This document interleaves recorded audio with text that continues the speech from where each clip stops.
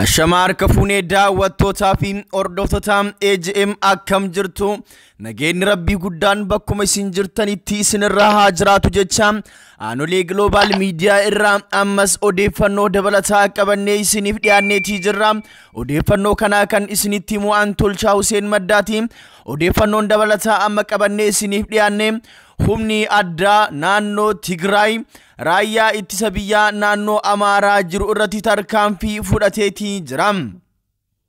Ergaa guyyaa kaleessaa galgala lolli mootummaa federaalaatii fi mootummaa naannoo Tigraay jidduutti yeroo dheeraadhaaf hin gaggeeffame jedhamee eegamaa ture dhohee booda humni addaa naannoo Tigraay mooraa guddaa humna waraana makalaakaa naannoo Tigraay jiru erga dhahee cabsee booda sanbooda naannoo Amaaraa irrattis tarkaanfii fudhateetii jira. Egaan daawwattootaa fi hordoftoota keenyaa kabajamoo bal'inaa oduu kanaa gama keessan dhiyeessina. Gama oduu keenyaa guyyaa irraatti isin dabarsuun duratti mootu warroonni YouTube channel keenna subscribe godhatiin YouTube channel keenna subscribe godhadhaa jecha amma kallattimaan gara odeeffannoo guyyaa irraa qabadhee dhufeetti isin ceesisa. Humni addaa naannoo Tigraay naannoo Amaaraa irratti tarkaanfii haleellaa cimaa gaggeessu muummichi ministeera Itoophiyaa Dr. Abiy Ahmed ibse. Dr. Abiy Ahmed ibsa kana keessatti waraanni naannoo Tigraay naannoo Amaaraa irratti tarkaanfii gara jabeenyaa fudhatu isaa kan ibse yoo ta'u garuu makalaakaa naannoo Amaaraa aggaamii waraana haleellaa kana ofirraa qolachuus beekseetii jira. Dr. Abiy Ahmed dubbiin akkami maaltu deemaa jira, wanti deemaa jiru nama hedduutti gaafii guddaa ta'eetii jira. Lolli kan deemaa jiru makalaakaa fi humna addaa naannoo Tigraay fi mootummaa naannoo Tigraay jidduutti naannoo Amaaraa haleeluun hoo maaliif barbaachiseen kun gaafii guddaadha. Dr. Abiy Ahmed naannoo Amaaraatii fi warra Tigree wal nyaachisuudhaaf jecha kana dubbate malee waraanni Tigraay naannoo Amaaraa irratti haleellaa hin gaggeessine jechuudhaan namoonni Dr. Abiy morman yaada kana dhiyeessaniitii jiru. Garuu Dr. Abiy Ahmed akka gaggeessaa biyyaatitti yeroo ibsa kennan waraanni naannoo Tigraay mootummaa naannoo Tigraayin durfamu Itoophiyaa balleessuudhaaf tokkoffaa humna alaa kamiinuu hin hojjenna jedheetiniin ifaatti dubbateetii jira. Mootummaan naannoo Tigraay Itoophiyaa bittansuudhaaf deemaa jira, garuu Itoophiyaan hin bittannooftu jedhe.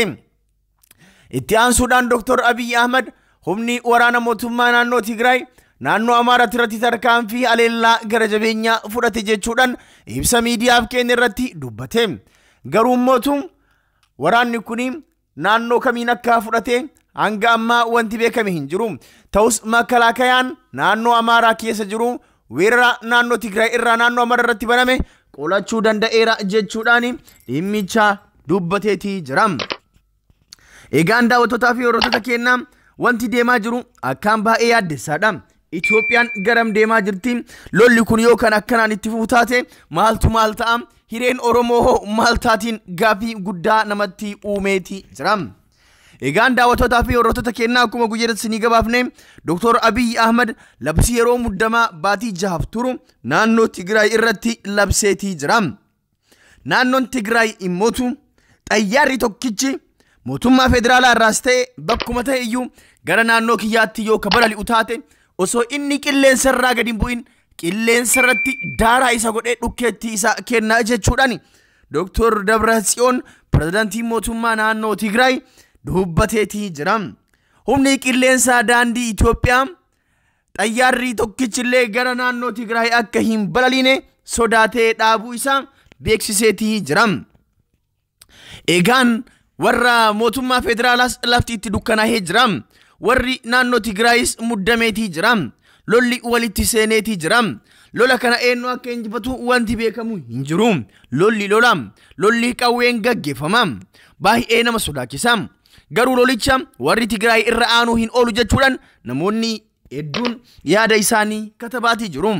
Meeshaa makalaakaa Itoophiyaa, meeshaa waraana raayyaa ittisa biyyaa Itoophiyaa kan naannoo Tigraay keessa jiru, kan daangaa Eertiraa ittiin eegaa turan guutumaan guututti humni addaa mootummaa naannoo Tigraay to'annaa isaa jala galfachuu Dr. Dabratsiyoon Gabra Mikaa'el gabaaseetii jira. Ibsa Dr. Dabratsiyoon Gabra Mikaa'el keessatti humna addaa kanaan kan to'atame meeshaa hidhannoo makalaakaa qofa osoo hin tahin makalaakaawwanis mootummaa naannoo Tigraay fi liyyuu haayilii naannoo Tigraayitti harka kennachuu isaa beeksiseetii jira. Kuni yaaddoo guddaa warra mootummaa giddugaleessaa jechuun mootummaa federaalaatti uumeetii jira. Eegaan daawwattootaa fi hordoftoota keenyaa wantichi baay'ee hammaataa fi baay'ee yaaddeessaadha. Amma haalli deemaa jiru waan tokko akkuma ta'anii Tigraayin kallattii hundaan harka keessa galfachuudha. Gama Eertiraatiin Isaayyaas, gama Suudaaniin akkasuma mootu biyya keessaan asiin naannoo Amaaraatiin itti mudduudhaan Tigraay jidduutti marfachuu barbaadu.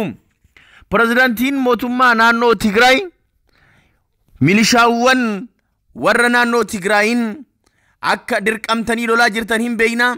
Yoo mootummaa naannoo Tigraay jalaa baqattanii gara naannoo Amaaraa dhuftan kallattiin isin simanna jedheetii jira. Pirezidaantiin mootummaa naannoo Amaaraa akka ibsa karaa fuula Facebook isaatiin barreessetti humni addaa Tigraay fi milishaan garee naannoo Amaaraatti karaa nagaa akka seenan waamicha dhiyaate. Raayyaa ittisaa Izzii Kaabaa irratti miidhaa kan raawwatan humni addaa Tigraay fi milishaan gara naannoo Amaaraatti karaa nagaan yoo seene eegumsi akka taasifamuuf pirezidaantiin mootummaa naannoo Amaaraa obbo Tamasgan Xurunaa beeksise. Pirezidaantiin mootummaa naannichaa obbo Tamasgan Xurunaa akka himanitti biyyaa fi lammii kan jaallatu humna addaa naannoo Tigraay fi milishaa irratti dirqiin kan waraanu kan hin jirre ta'uu himaniitii jiru. Haa ta'u malee karaa nagaan gara naannoo Amaaraatti yommuu seenan wabii jireenyaa isaaniif kan kennamu ta'uu beekanii kan isaan irraa eegamu gochuu akka qabanis fuula Facebookii isaaniin himaniitii jiru. Eegaan daawwattootaa fi hordoftoota keenyaa mootummaan naannoo Amaaraas bifa kanaan waraana naannoo Tigraay shelataatii jira. Mootummaan federaalaas waraana naannoo Tigraay fi uummata Tigraay shelataatii jira. Garuu ijjannoon waraana Tigraay kan hanga ammaa nu bira gahee akka agarsiisutti hanga maayyiitti Tigraay fi mootummaa naannoo Tigraay tiksuudhaaf loluuf of qopheessaniitii jiru. Waraanni naannoo Tigraay akka jedhutti mootummaan federaalaa sirna nafxanyaa ijaaraa jiru kana maaliif hin fudhanne jedhee naannoo Tigraay yoo dirqisiisu dhaabannee hin laallu. Filannoo yeroo isaa eeggatanii maaliif gaggeessitan jedhee mootummaan federaalaa naannoo Tigraay fi mootummaa naannoo Tigraay yoo kan qocolu taate dhaabannee hin laallu. Akkasuma hiree kee mataa keetiin maaliif murteeffatta jedhee Dr. Abiy Ahmad uummata Tigraayitti yoo ija diddiimeessu dhaabanneeti hin laallu. Akkasuma mootu ganamaa galgala Tigraay irratti yeroo inni lola labsu dhaabanneeti hin laallu. Nuti ilmaan Tigraay. Nuti ilmaan Tigraay keessaa dhalannee nagaa uummata keenyaa eegsisuu duwwaa osoo hin taane diinaa alaa kamuu kan uummata keenyatti roorrisu dura dhaabbannee biyyatti isa daballa jechuudhaan waraanni naannoo Tigraay ijjannoo isaa yeroo gara yerootti agarsiisaatii jira. Garuu mootummaan federaalaa akkasittuu shelatuu isaa hin dhiifne. Akka kaabinoonni biltsiginnaa jedhanitti waraanni makalaakaa naannoo Tigraay hamma tokko jijjiiramoota tokko agarsiisaa jira. Bakkoota tokkos qabataatti jira. Meeshaa irraa fudhatamee sadeeffataatti jira jechuudhaan warra akka Haayiluu Addunyaa fa'aa karaa fuula Facebook isaaniitiin gabaasaatti jiru. Garuu odeessi hanga ammaa garasii dhufu akka agarsiisutti mootummaan naannoo Tigraay naannicha seeran akka to'atee fi ajaja isaa jalatti akka galfatee fi naannichi yeroo ammaa milishaa naannoo Tigraay fi liyyuu haayilii naannoo Tigraay kan eegamu ta'uu hoggansa mootummaa naannichaa jalatti seeran jiraataa jira. Eegaan daawwattootaa fi hordoftoota keenyaa kabajamoo makalaakayaan naannoo Tigraay keessa jiru mootu hedduun isaanii akka liyyuu haayiliitti harka kennate namooti hedduun akkasuma mootummaan naannoo Tigraayis gabaaseetii jira. Mootummaan naannoo Tigraay makalaakayaan nutti harka kennate hin tuqamu nageenyi isaa in kabajamaa haga murteen siyaasaa wayii furmaanni siyaasaa wayii argamutti inni Tigraay keessatti nagaa qabeessa namni tokko isa hin tuqu jedheetii jira. Eegaan daawwattootaa fi hordoftoota keenyaa kabajamoo tarkaanfiin mootummaan naannoo Tigraay karaa liyyuu haayilii isaatii fi milishaa isaatiin naannoo Amaaraatti fudhatame kan Dr. Abiy ufii isaatiyyuu amane akka ammas ni gabaasne kana fakkaata waan jirus ammas jala buunee hordofne kan isiniif dhiyeessinu ta'a. egaan daawwattoota fi hordoftoota keenyaa kabajamoo tamsaasni guyyaa irraa qabannee isiniif dhiyaanne kanuma isa yeroo biraatiin deebinee angala garuutti turtiin turtii gaarii isiniif haa taatu.